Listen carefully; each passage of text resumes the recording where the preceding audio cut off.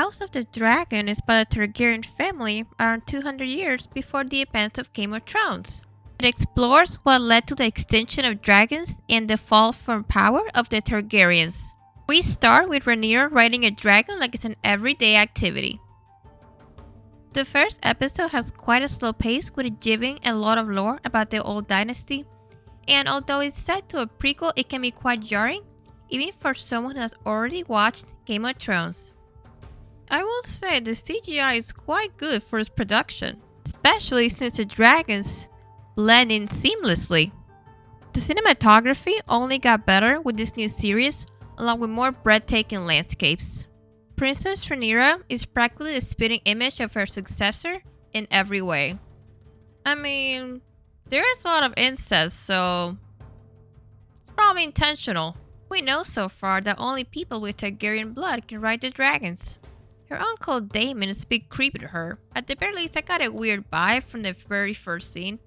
I understand it was common at the time, but I still feel weird about it.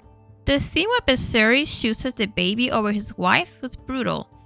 Like, the way they just cut her open was heartbreaking, and we see later it was the wrong choice. It shows how brutal the world of Westeros is. He only lived a few hours, so it was worthless anyways. I want to mention as well the gore and violence is so much more graphic than ever before. Through the slaying of criminals and dismembering, it's less as powerful as the birding scene, which is really good writing.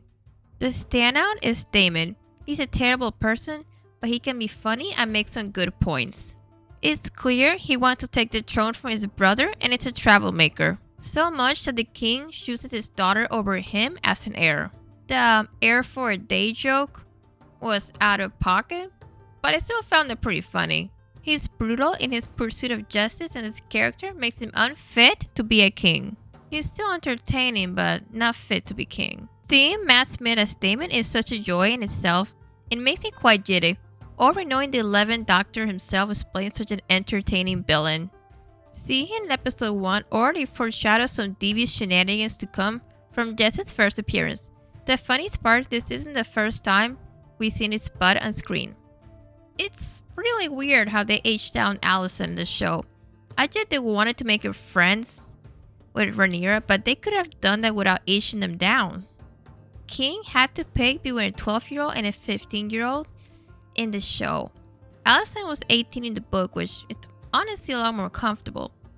I get that people would have gotten married that young in the past, and even today, I'm looking at you, US. But yeah, it's weird. I'm glad he picked Alicent. Sure, Laena would have been a better option for diplomacy, but that's weird. Even if he's a king, he's still human and he shouldn't be forced to make an unethical decision he's not comfortable with.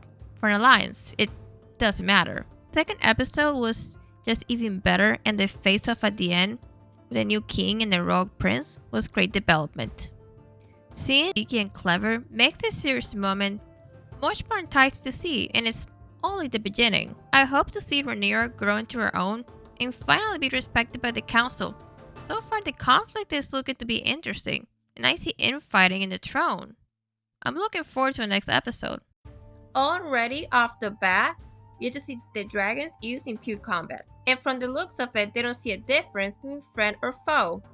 Episode 3 gives us another instance of Daemon as a warrior in war, and will do whatever it takes to see his enemies annihilated. The little loot at the beginning really plays with the medieval themes of the series, and the outfits really well. The beginning of episode 3 seemed a bit weird, as we got a pretty significant time skip, and the Princess Rhaenyra doesn't look any older, which is also strange to see. I mean, it's not really strange, the actress is 22, she just looks young. They're changing her to a new actress later on, but some people are just naturally petite and younger looking. Daemon at the craft feeder battle was god tired. He asked his brother for help, but when he saw his brother actually send help, his pride got the best of him. I heard rumors that he can't read, but I haven't confirmed that. Him sacrificing himself to prove his brother wrong was not the best decision, but it was still pretty odd. I understood a bit what most people simp for him before. In this episode, he really shined, especially when he was dragging half the craft feeder as a trophy. I mean, I get it, he's hot, blonde hair, has a cheeky attitude, he's brave, will do anything for his family, has devotion, and will to protect his country. I'm sorry, I need a moment. It really shows that the king will do whatever it takes to keep his kingdom together, even by selling off his daughter by tradition. It's a really good parallel to the inner struggles of accepting duty over personal happiness with the father and the daughter. Also, great to see a descendant of the Lannisters and how it foreshadows the wars to come later. Nothing like Tyrion, sadly. The guy's clearly an a-hole and overly prideful. Tyrion at least had charisma and some sense of justice. Show Tyrion will never pester Rhaenyra and ask her dad to force her to marry him. Or say casually that she's getting downgraded from heir. I can't speak for book Tyrion because I haven't read the books, but Tyrion will never be that openly considered and prideful. Again, it's been a while for me, and I know that writing won't equal in later seasons, but yeah. Sure, he offered the spears a gift, but that was trying to coerce the king to let him marry his daughter. He's overly persistent, annoying, and way too prideful. The little definition of the ick. King Viserys said the best. This man's pride has pride. Now, the guy that was smiling when Rhaenyra came back from the forest was surprised. He was already naming the kids together and in awe of her. There seems to be more turmoil in the kingdom, and this is indicative of a very caring man who wants what's best for his family and the people he rules over. He seems very depressed despite having everything but still losing so much in the past, and now it still haunts him even into his new marriage. I like the dynamic between Alicent and Viserys. They have actual communication and aren't just hollowed out marriage with nothing in between them. I'm glad they're showing how Alicent has some actual power over influence on decisions. In the book, she was very much an active Claire, and they took away a lot of that in the show. I heard from another TikTok creator that she was almost like a baby Cersei, and I feel like we're robbed of that. Rhaenyra calling out her father was so great on its own, but it shows her father still cares about her despite the choices being made. After all the political family drama, we see a clever false flag come up as Daemon.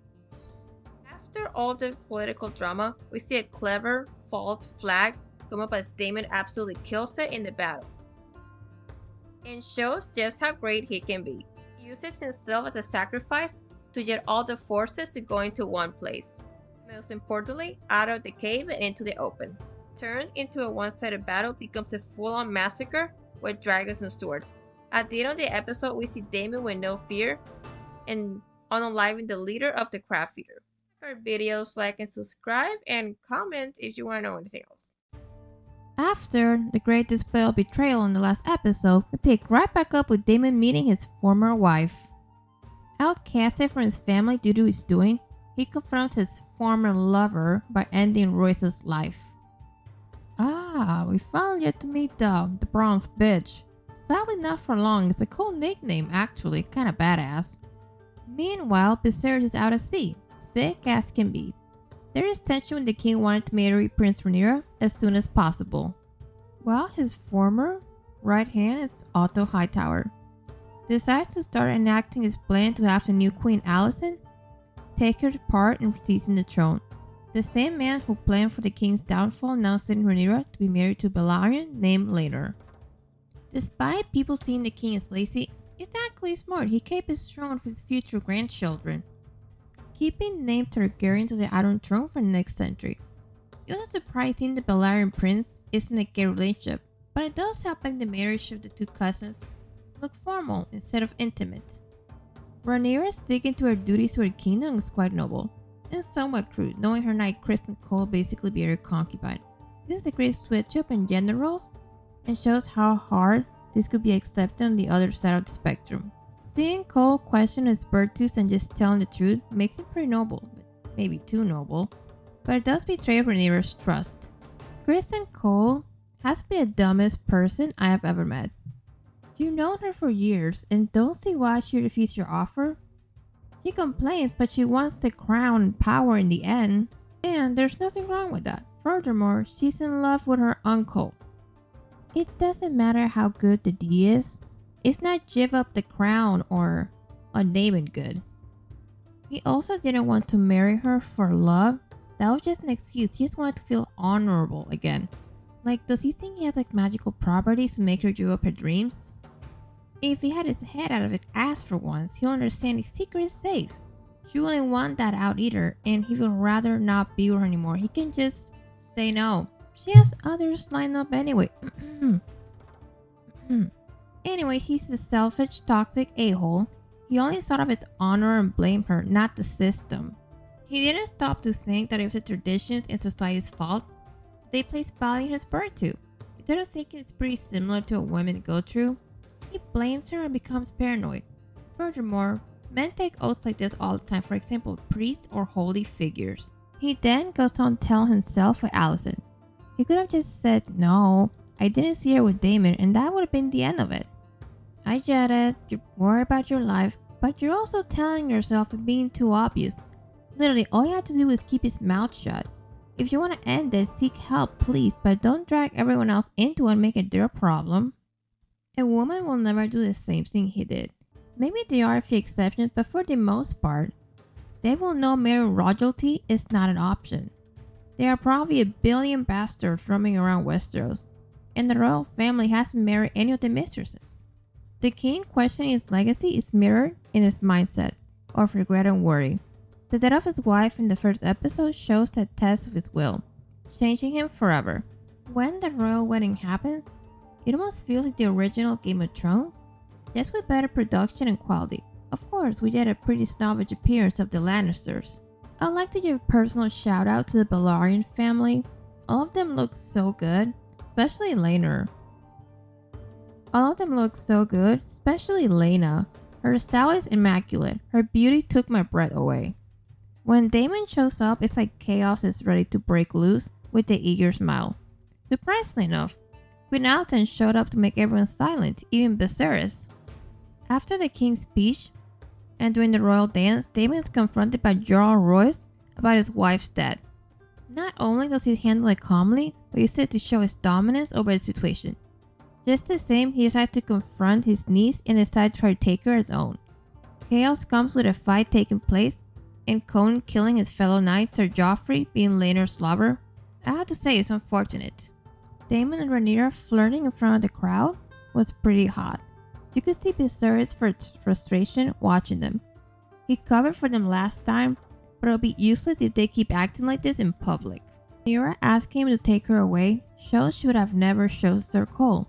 In contrast, if Daemon wanted to take her away, she would go in a heartbeat. Actually, no, she might beg for it. She doesn't even care if people are watching. She's okay with it, even in front of a crowd. Did you see how he grabbed her face? They have to get together. Seeing the speaking Balerian interacting makes me go feral.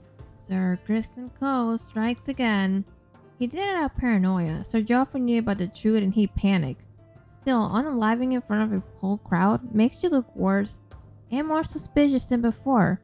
I didn't think he would get any dumber, but I guess it's full of surprises. Sir Harwin Strong surprised me with this episode. The way he bulldozed the crowd and picked her up like she was nothing was so hot. I mean, he seriously lives up to his name. This combined to how he smiled when she was covered in Boar's blood makes him perfect. He's barely had any scene, but he's already had a good impression. Bows are exchanged and more sadness is ready to take place. As the king falls and Cole aims to end his life, it's a sweet seeing how Rhaenyra and Laenor interact. They're more like close friends with a mutual understanding. A wonderful episode, and the progress being winning was really well handled. Although it would be nice to have seen one more episode to get to know Laenor's lover because it's untimely biased. Again, the set design and costumes are quite great. Seeing all the royalty in one place, the next episode is sure to be even better with how it progresses. Also, in the book, Sir Joffrey died later in a jousting accident. It seems a bit weird that they killed him off earlier and it'll just be a bad vibe.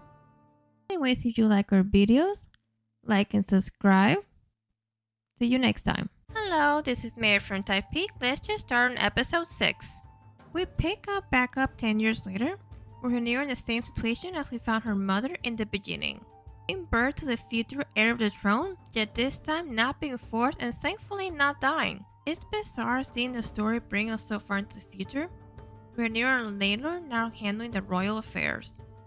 Rhaenyra's actress changed so much, and it's a bit disorienting at first, but in the time the changes of Westeros make themselves apparent. It is remarkable to see Viserys still alive and so old at that. Child is named Joffrey, which doesn't give me too much hope knowing what another similar royal holding that name. Story feels a lot more fast-paced and really runs through the sections of the side of the family.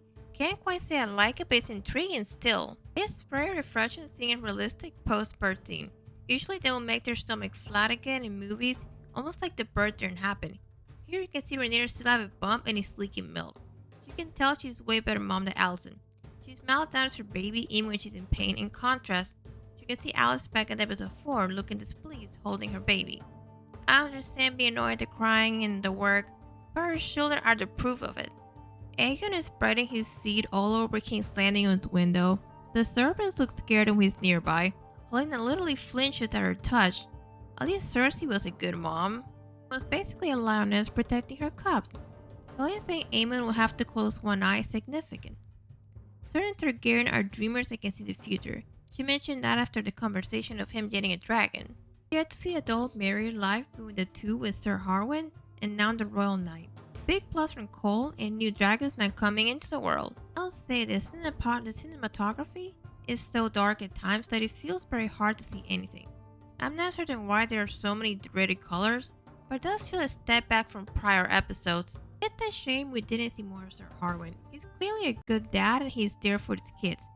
Come on, we just see him with Krispy Kreme and Daemon, but not having a kiss with Sir Harwin Strong? This is far too unfair. In the books for Rhaenyra, In the books, Rhaenys, mother, had black hair because she was half Baratheon. But in the show, she has silver hair and the Bellarians are black, making Rhaenyra look like a clown trying to pass off the children as Lannisters. I don't blame her at all. I mean, he's strong, tries to lighten the mood after the birth, and he's clearly raising his children. You can see this in the courtyard scene. Furthermore, I also don't care much about the king's children currently. They seem pretty dull, but that may change seems on royal bullying taking place. Although the hand playing while standing in the window is strange. Like, seriously, what was with Alicent's oldest, Aegon? Seeing Daemon take Laena as his wife wasn't shocking, seeing how much they showed affection to each other from previous episodes. He's out playing with each other. Plus, Conrad to take over the kingdom and taking his wife was a pretty bold move. It seems like Daemon is off with obsession with a young princess. I don't know about that, buddy. In the royal children fight gives me such an eerie feeling. It feels like something terrible is soon to come, and Aegon facing his child ready to kill him doesn't help.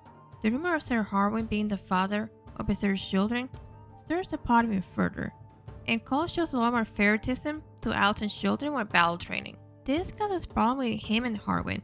It's a shame how Krispy Kreme can get away with all life with someone at a wedding, but Harwin gets in trouble for fighting him. Harwin should have been beaten up a lot more. Rhaenyra has been living her best life for 10 years while Krispy Kreme still resents her and calls her a spoiled cunt. The royal battle between Alicent and Rhaenyra is intriguing, as they've been building all these years to this point. Regional war to the crown, and Alicent gathers her followers as she bides her time. Meanwhile, there's some interesting chemistry between Daemon and Laena, although judging from the prior engagement, it may not end well. Not much to say there, but seeing Rhaenyra trying to bring her son to be wed to Alicent's child gives another generation parallel to Viserys marrying her off. It's a lot to admire, seeing the young dragon rider starting to take her role as queen more seriously. Though there is more to miss from her former Archer's more lively role, you have to keep in mind she is all grown up now and it's more of a mature look. Here you have Alicent a pretty good offer to avoid war, but Alicent refused. She has been minding her business, meanwhile Alicent is trying to convince her children that Rhaenyra would get rid of them to guarantee her succession. His advisor tries to advise, and Alicent makes her way to the crippled Lord Larys, who reminds me a lot of Littlefinger. Already he's starting to become a pretty central character from a side character role. The death of Daemon's wife is pretty dark, wanting her dragon to unalive her instead of dying from childbirth. The last portion of Rhaenyra telling her son he's Targaryen was pretty sweet, and it shows she may not only be a strong queen but also an excellent mother as well. Battle for the Throne's coming. It's more like the beginning of the end of the Targaryen family, as the scheming bears fruit. Love is a downfall. It's a great way to sum up the ending and how much caring for others control them. Larry's last word makes everything more ominous for what is to come. A few things were taken out that were pretty important. Daemon went to the Vale to claim his inheritance from his wife. He was kicked out since it was obvious he didn't love her and had no heirs from her. Laena was Rhaenyra's best friend, and she will visit Dragonstone a lot. Daemon married Laena partly to be close to Rhaenyra, and it said that Laena and Rhaenyra might be something more. Furthermore, Laena rides the second biggest dragon in Westeros, Vhagar. Daemon is said in all sources to be a great father. A scene of him comforting his daughters was taken out. There is a soap opera feel to all of this, and it may either be a good thing or a bad thing depending on your taste. It really depends, seeing that the Targaryen Empire survived through all this scheming and plotting. Enough to make everyone wonder what's going to happen and if Alicent can make her plans work out. Likewise, it feels like House of the Dragon is going in a new direction, and there's a lot of uncertainty brewing. I want to see this do better because it was quite jarring. Game of Thrones ended terribly, so I'm hoping the second half of this series shows the prime example of redemption. Like our content? Like and subscribe. See you next time! Hello, this is Mary from Type Peak. Without further ado, let's start! We start off at the burial of Laena Velaryon, and it's a bit of a downer to say the least. All the families there giving the final bit of respect as they're standing around in the coffin. Daemon laughing was strange. Maybe that's how he's trying to process grief? Maybe, but also he was looking at Rhaenyra and her children when he heard "Our blood must never sin." He got reminded they were bastards. Again, we see Rhaenyra show how much more caring of a mother she is than Alicent while comforting Jace. Wonders why they're not mourning their father at Harrenhal. Creepy little Aegon makes himself known, acting like a prick to the servants and family. There are so many shows in the family that it's hard to keep up with their names every so often. Viserys speaking with his brother is always a treat, showing how the opposite of the two ideologies. The king asking for Daemon as his counsel was quite a big change from how he found him at the beginning. And getting scolded by Otto was a treat. Yes, he's a prick, but I still feel bad for him because Alicent and Otto are pressuring him to be king when he just wants to be a regular teenager. Alicent is basically repeating the same trauma her father gave her. Corlys' desire for power is sad to see, and there was some idea that he will do whatever it takes for the Iron Throne. Him speaking with his current wife, he's telling with his words, "History doesn't remember blood, it remembers names," bringing up the theme of legacy and titles. Daemon and Rhaenyra finally get a combo at the beach, with the waves flowing. Speaking of her love life with Laenor being joyless, and learning the true father of Rhaenyra's children. I mean, he knew. It was pretty much an open secret that it was Harwin. He even commented on the last episode. It's good to get a crumb of information on Harwin. He was played dirty in the show. He said that it felt good to be desired, so it's clear he fulfilled that role. So Laena gets a funeral on the show, but he doesn't? Like, he's been with her for 10 years. It's clear she's sad about it, but the fact that he doesn't even get a funeral is unfair. It suggested there's a funeral for him and his father at Harrenhal, but that's it. The two arguing is clear with the back and forth.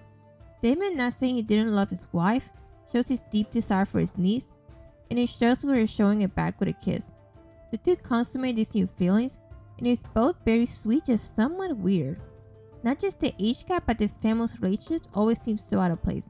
Again, it could have been way worse if you went by the ages in the book.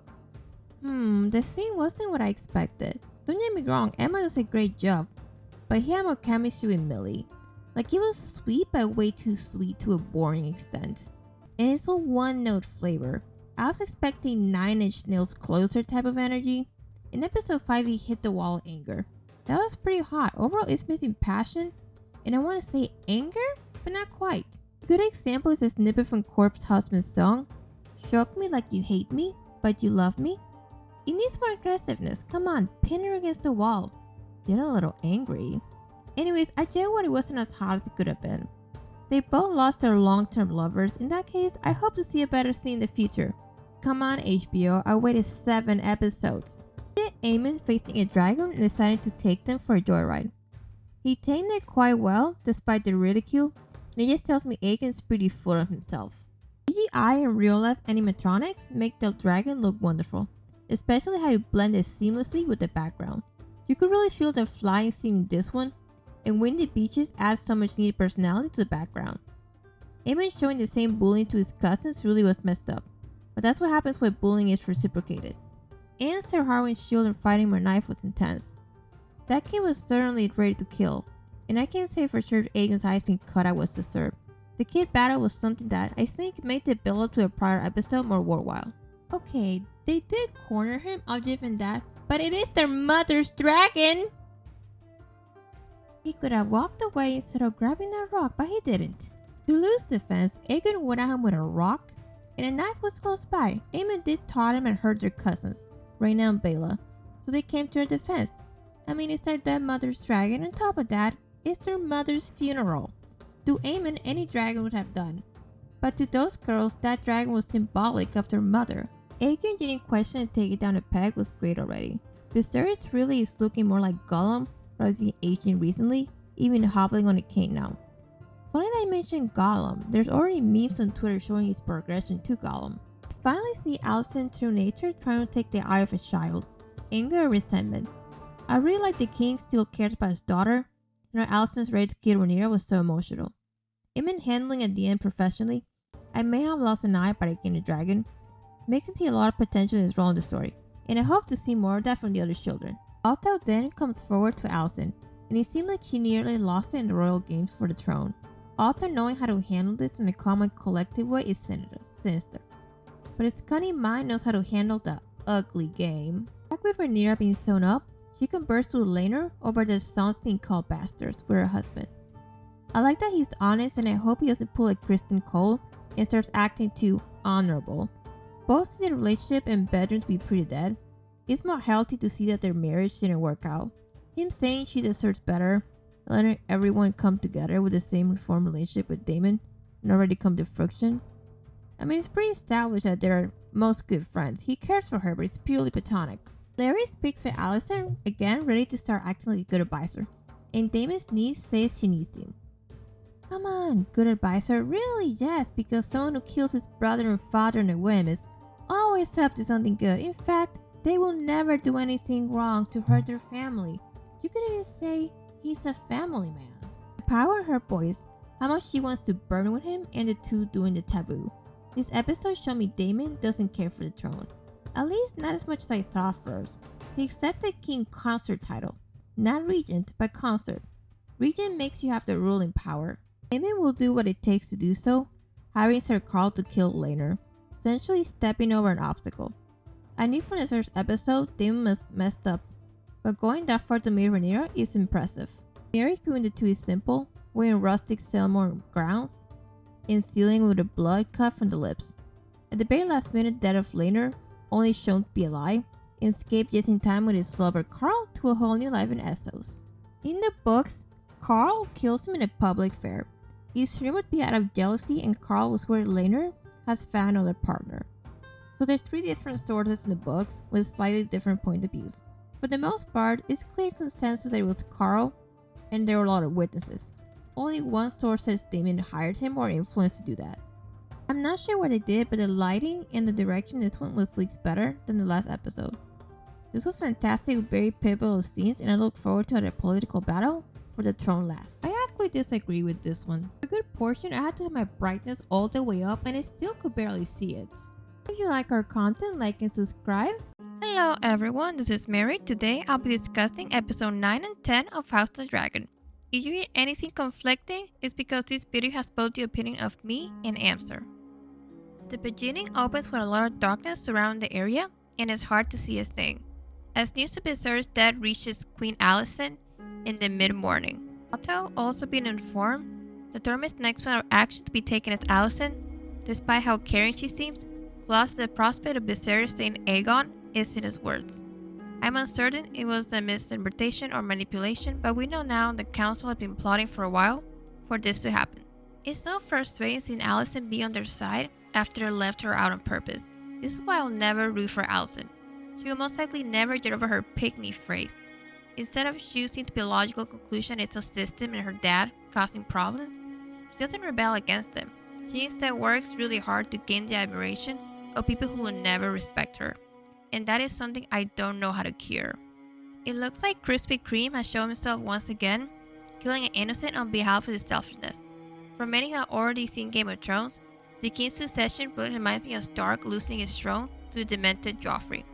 It looks like the real battle of the throne is about to start, and the killing of Rhaenyra and her family is now put into discussion. Possible Helena's kids aren't Aegon's but Aemon's kids instead. He was close when Alicent and Otto visited her, and the twins said Aemon after the Alicent said Daddy. It's also possible it's platonic, and it's just their love for his sister, The looks between them and the coronation makes me suspicious that it might be him. If this is true, blood and cheese would ring even more true than expected. Everyone's now looking for Aegon and the royal family, along with all the royal servants, are now being imprisoned at the word of Alicent's control. Jesus, again with Alicent showing how scummy she can be. It's become more clear since the beginning. She's all been waiting for this to happen, almost like a female spider devouring spray from the inside. We also see Otto keep himself more in line with his plan, imprisoning members of other houses and putting his authoritarian rule into action. The amazing future king is still in question, with a child fighting tournament now being put on display. Looks like Uncle Aemon is not joining the battle for the throne by contemplating his own rule, and questioning it well to his servants. Should he be the successor on the throne? It's a valid question how much more worthwhile of a human being he is compared to Aegon. It's funny seeing Aemon and Krispy Kreme side by side with Daemon and Rhaenyra. It's a pretty good cosplay if you ask me. The big creepy seeing the girl flirt with Aemon, I mean I get it, but maybe don't mention that he was a child last time he was there. Honestly, he looks evil and scary, and I'm into it. Alicent praised the clown on the green, and it's still, I wonder if she really cares enough to cry for it. It's just so hard to believe anything for her or how far she's been scheming and planning since Rhaenyra was a child. And speaking to Viserys' sister really begs for her support. It's more interesting reading Rhaenys to even speak to her, wanting to see her break free of her control of men telling her what she needs to do. I have a theory that she and Rhaenyra had romantic feelings for each other in the past. The actors for the younger version said they played it that way. I mean, I don't see platonic friends sitting on their friend's lap and looking up at them. It's also possible that Alicent is deeply closeted, and that's part of what makes her hate and be jealous of Rhaenyra. It's like Aegon has found a prize, that is to stop child fighting. Aemon planned to have him killed in extension, but unsuccessfully, and it does not happen. Alicent now sees herself as a prize for the board, more literal, as she confronts the chess master Otto. It's a rather brief combo, but it's clear Alicent wants to at least try not to have to kill the princess, at least in the form of courtesy. Larys, after speaking in shadows, comes out to show that spies have been within the walls. It's starting to like Otto is now on the shopping block for what needs to go down with how far it's been going to go against his daughter. I have to talk about the foot scene because what the hell was that? Come on, Alicent, stand up for yourself. Krispy Kreme will kill him in a heartbeat if you ask him. Or you could ask him to simply threaten him to tell you the information. Also, rely on your servants who are proven to know the house secrets. Rhaenys is now on the run from the royal family and is looking to be more of a hunt as she just lost one in the crown. She sees that the entrance to the dragon pit is nearby and she goes for it. She had the opportunity to escape alone, but didn't want to do it without her dragon. Aegon now being brought up to take the throne, this is a real truth that Aegon never was shown to be the king. Viserys never said a word about it, and Alicent only manipulating a dying man's word for a confirmation. All the people of the kingdom are showing up for this anointment, and I don't remember it was being this grand in Game of Thrones, but it's much more of a spectacle than before. I'm surprised when Aegon walked through all the soldiers with a sword, there isn't a rogue out of them that decides to cut his head off. Imagine if a president is walking to the proceeding with soldiers firing right in the air with live bullets. Coronation seemingly goes as expected as Rhaenys is sneaking around in the background, hiding among the civilians. Aegon is crowned the true king of the realm and accepted with full admiration of the people, only for the dragon to come out and attack everyone in the fury of stomping and trashing. Rhaenys, who you expect to unalive everyone, only flies away at the very end, leaving us on a very interesting cliffhanger. I wanted her to barbecue everyone, but I get why she didn't do it. You'll make her a kinslayer. Sure, most of the Greens deserve that, but Helena doesn't. Also, ruling after murking the enemy will be ruling out of fear and might brew rebellion. You can say fear is effective as a ruler, but that threat only lasts for so long. It was a great ending to the penultimate episode of the season. The tension was high from Shae's betrayal and scheming coming to fruition. Plenty of things to look forward to, but it seems like a war's coming. Even though they have a new king overall, very great episode to the end. Episode 10. Full season of up and down, we finally land ourselves in the final episode of the season, with Jen and Rhaenyra discussing things with her son Luke, the new Lord of the Tides. While he feels a great deal of anxiety and fear over his new position, feeling unworthy, Rhaenyra gives a speech to him and showing him that she wasn't ready for her position. It's a sweet moment to say the least. The princess finally gets the news of her father's death from Rhaenys. Aegon taking the throne might be even worth knowing how much of a bastard Aegon is. It's a rather heartbreaking scene, but it doesn't end with Rhae now to have another child. The Greens are planning to attack and it seems like it's going to be a pretty one-sided battle. But with Daemon at the forefront of the war, it's looking to be brutal. This is such a great parallel to the episode once again with the bird happening over battle. Looks like Daddy Daemon was showing what loyalty really is, and plans to give the knights under him a choice: the oath to Rhaenyra as queen or be unalive by fire. The birthing scene was so messed up, but the realism and the pain the childbearing, stillborn, was something really hard to see. The scene afterwards, her having to bury them after the death of her father, was unfortunate. Daemon looking the same with his distress currently, fire burned him at the funeral lead, and fire comes to our loyalty to Rhaenyra as a crown. Seeing the people before her bow respect really was a great payoff to the statement of wanting to rule in the first few episodes. The battle is ready to commence, with the flames revealing the map of what is soon to become the battlefield. The army is a lot to be desired, and the numbers are very low, but that doesn't stop with ravens being sent out to support. That seems to be the key to fight, almost with like an armed race. Stand to show who will turn the tide of the battle. Here they come as the Green charging for an attack, only for Otto to come deliver a message. The way Rhaenyra came on the bridge where a dragon felt like another callback to episode 2, it was magnificent, declaring them traitors. To try to make diplomacy in such a slimy move, but Daemon responding was badass, feeding the key to the dragon before serving Aegon. We all knew that was going to happen. Now Otto gives her a note. Daemon ready to kill is so much more potent, and I want to see the rat Otto to be slain. Alas, we will have to wait. Note was a page Rhaenyra gave to Alicent over 20 years ago. Alicent kept it with her, and I think she has some feelings for Rhaenyra. Even the actress herself saw it as romantic when reading the script. That would have been a terrible decision to say the least. It would have fueled the flames for war even more. Don't get me wrong, I want him gone, but right now it's more of a cold war, not outright bloodshed. A bit unsettling seeing Daemon choke out Rhae, and I'm not certain why he did that really. He loves her, yet he tries to make a point. He was withdrawing and dealing with grief. Yes, it was inappropriate, but he's not great at dealing with emotions. It was after she spoke of the prophecy, and he realized Viserys because he warned Viserys for years that the High Towers were bad news, but Viserys didn't listen to him. I saw humility from Corlys, and I'm so glad he's finally starting to listen to his wife. It's clear Rhaenyra is in charge. He'll be the only one to hold up the kingdom. I mean, they have the disagreements, but he still supports her. Corlys is his wife's biggest fan and wants her to rule the kingdom and has power. The school saying Corlys helped him. He immediately got started with helping them plan. Rhaenyra really shined in this episode. She just birthed by herself, got the crown usurped from her, learned her father died. I don't know if she can hold it together that well. Planning goes well, and now we can see who will be a part of the new queen's side against the Greens. Along to that, sending messages out to gain support for the battle. He was sending her sons out as messengers. While this is happening, Daemon is down on the ground with a torch in darkness, singing the hymn while trying to tame a dragon, staring it down with no fear. Tyrion Prince Viserys makes to a destination by dragon, and we're going to find Uncle Aemon coming onto the scene. His sinister one eye staring down while Boros, the Lord of Storm, questions his coming. Aemon now shows his true color, one stick Luke's eye. He escapes only to be flung in the terrible storm, and worse, Aemon is not too far behind. I know I said about Aemon just growing up with a tribal kid, but he really is just petty and evil at that. I understand Aemon's motivation, but holding a meaningless grudge was way too much. He mostly just wanted him to feel the same pain he did. He endured a lot of bullying for not having a dragon before, and after losing his eye, he endured a different type of prejudice. You can, for example, there's the roasted pig from episode 8. You can see the other boys laughing from seeing the pig in front of Aemon. He then retaliates by calling them strong. I personally think the eye patch looks really cool, and it's even better with his sapphire eye. He just runs as fast as he can. The worst happens, however, as Aemon's dragon kills Luce, but biting his dragon in half. Of course, he's hidden in uncertainty, realizing he killed the prince accidentally through Vhagar, and nearly declares war. I think he just meant to scare Luce, and now most take his eye, but meanwhile Vhagar had other plans. She reacts to his emotions, and as a war dragon, did what she saw was needed to finish her prey. You can see him trying to hold her back and telling her no. I feel so sorry for Arrax and Luce. Luce also lost control of his dragon. Arrax was a scared baby and shot a fireball at Vhagar. It really felt like a prank gone too far, and shows riders don't always have full control of their dragons. It's even sadder knowing that Arrax was hatched from Rhaenyra's dragon, Syrax.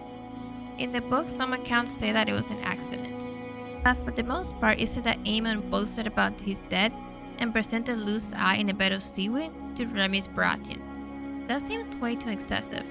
It makes sense that this isn't true, seeing how most of the book is written like a history book and narrators are at least a bit unreliable. This truly felt like a Game of Thrones moment, with Rhae losing 2 children in one day. The way she looks not ready to make the Greens pay, and stuff on a great cliffhanger. It's knowing the beginning to the end, and what a way it ended the season. If I were to rate the first season of House of Dragon, a lot happens and it had a lot to live up to. Its expectations after the failure of later seasons of Game of Thrones. It is methodical, and it seemed to move almost multiple seasons worth of info of a single season. Furthermore, it wasn't perfect, far from it. But I believe they polish off the mistakes and live up to the books. It'll do great. I hope that this show do better, but that is yet to be seen. I would give the first season of House of Dragon a 9.4 out of 10. If you enjoy our videos, like and subscribe. I hope to see you next time.